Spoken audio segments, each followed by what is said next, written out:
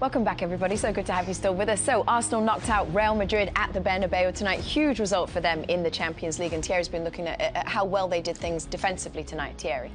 Yeah, they did. And when you play Arsenal and whenever they're low, they always do the same thing. Wingers will defend the players that is wide, as you're going to see here. But one thing that Real Madrid didn't do well at the beginning of the game, as you're going to see, and you can roll it now, you can already see Martinelli facing Lucas Vazquez. But if you pose in and around here, as you can see here, that's your winger. Bukayo Saka is already there, but you can't be.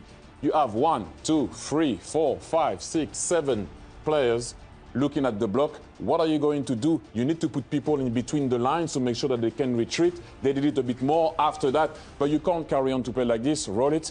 You will see you can go around the block and do whatever you want. Bukayo Saka is always going to help. It's him that's going to go here on Vinicius Jr. And your back four barely moves.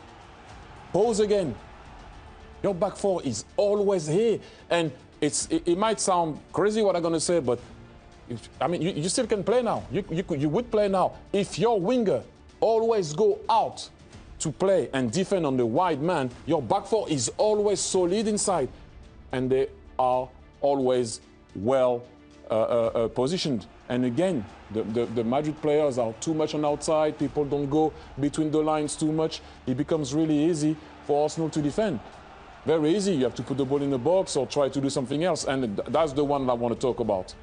This is, you see, it's very difficult, but you're going to see him.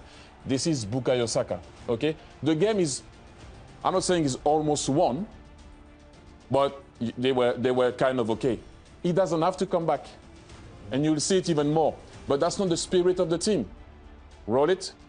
He doesn't have to come back. Look at him, okay? Now, if you pose,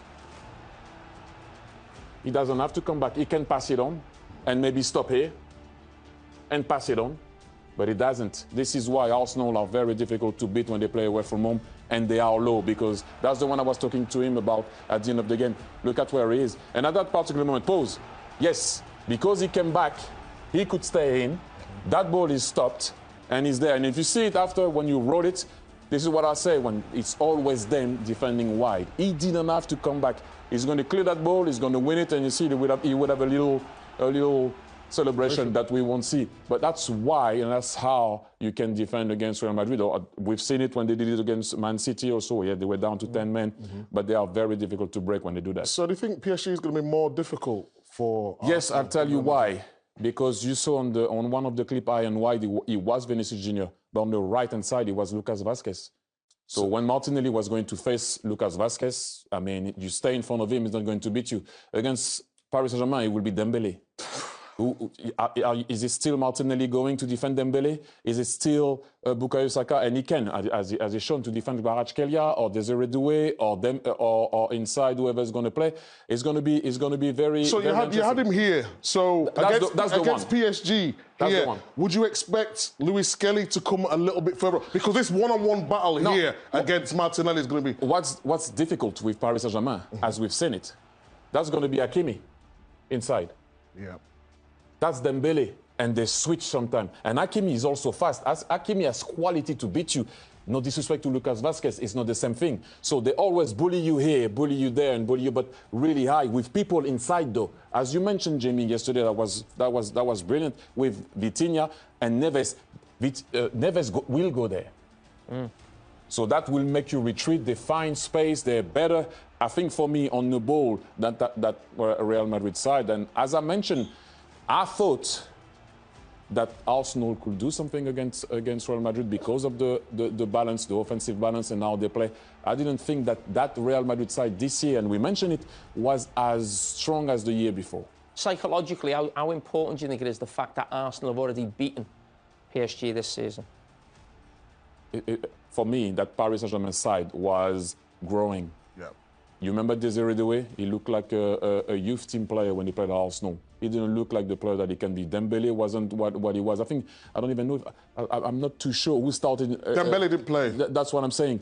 So I don't know. He was trying to build his team. He was trying to make something out of the game. And that game was men versus boys. Yeah, I don't know if you remember the game. They were never in the game. That's not the same Paris Saint-Germain team that we've seen now. That's a very, very, very good team. We've seen what they've done against Liverpool. They suffered for 20, 25 minutes against Villa. They still managed to go through. I think it will be a different game. Possible, but a different game. Well, I'd love to stay and chat. Kate, back to you. We're in overtime. No more seconds. Let's go. Come on. I know you're very concerned about whether we'd see Peter Schmeichel again. I can tell you we will. He's speaking to, or has spoken to, Thomas Müller. No, you can't come back to the desk. We've got to go. Not gone. The show's still going on. Come on, it's overtime. Peter Schmeichel with Thomas Müller. Could it be his last interview post a Champions League game? It certainly will be his last interview post a Champions League game. We don't know that much. We're going to hear from them in a few. Stay with us. They'll be back. Don't worry.